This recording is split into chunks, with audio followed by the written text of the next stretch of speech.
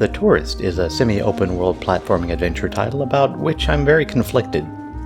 It makes a wonderful first impression, it's colorful, runs at a near flawless 60 FPS, and has a charming voxel-looking aesthetic that takes nods from LEGO, Mario, and Minecraft before adding unique touches all its own.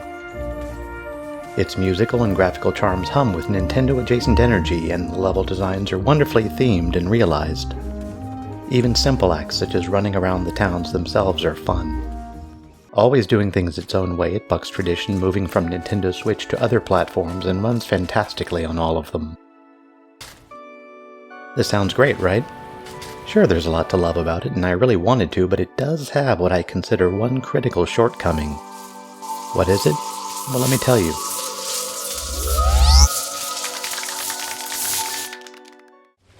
You see, this review was difficult to write for two reasons. One, because with place names like Touryst Island, Hawaii, and Fiji spelled as shown, the Tourist has caused a nightmarish struggle for gained ground against my editor's autocorrect. And two, the game has so much going for it, and was seemingly designed and created so earnestly that it's painful to point out its one overriding flaw. But let's focus on the positives first, and there are plenty to be found. In the game, you, the eponymous tourist, arrive on Touryst Island with accommodations presumably booked at Hotels.com on a boat which serves as your fast travel mechanism over the course of the game. The first 10 minutes of play introduce you to the game mechanics in a gentle fashion before unlocking the main story mission, and over the course of the next 6 to 8 hours that mission has you visiting several island zones, each unlocked by acquiring its related travel guide. Each island zone is thematically different and loosely based in theme and spelling on its own inspiration. Once on the island, your mission will be to unlock its monument. Inside, you'll hop and puzzle through each room to a final boss or sentinel, and after its defeat, you'll reach the monument's core, which you must retrieve and bring back to Touryst Island.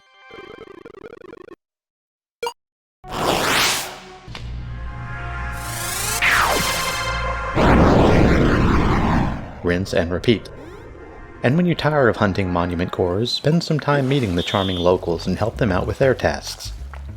Scour the world for scrolls to populate a monument museum, take theme-designated photographs to fill out a photo exhibition, delve into the depths of a diamond mine.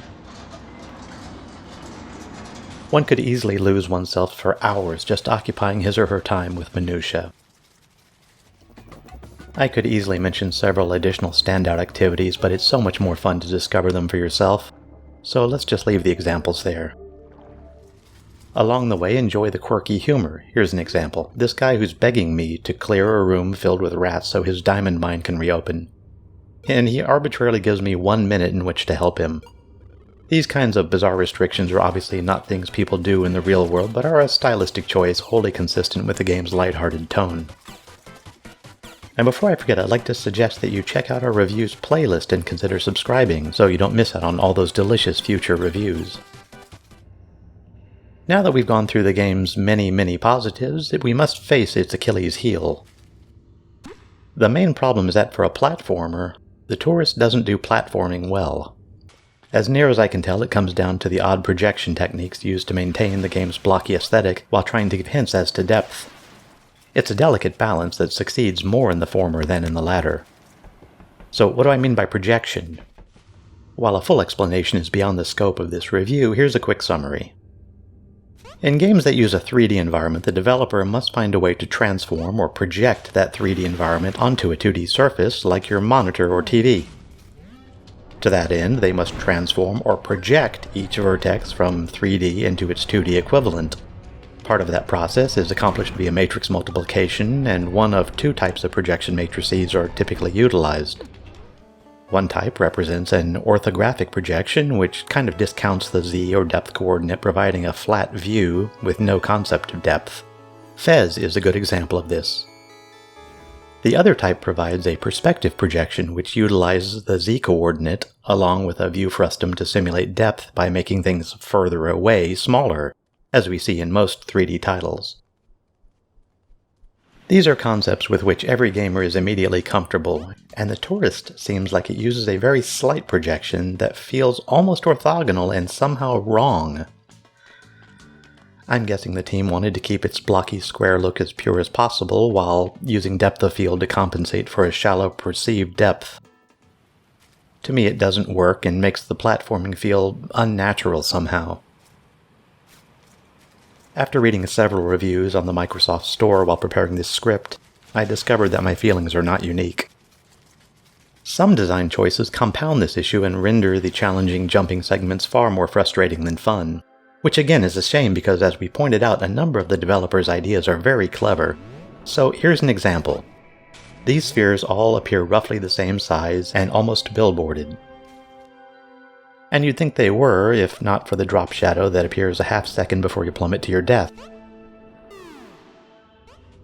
Here's another example how a lack of depth queuing and a camera constrained to show only the least useful angles makes the dungeon far more frustrating than fun.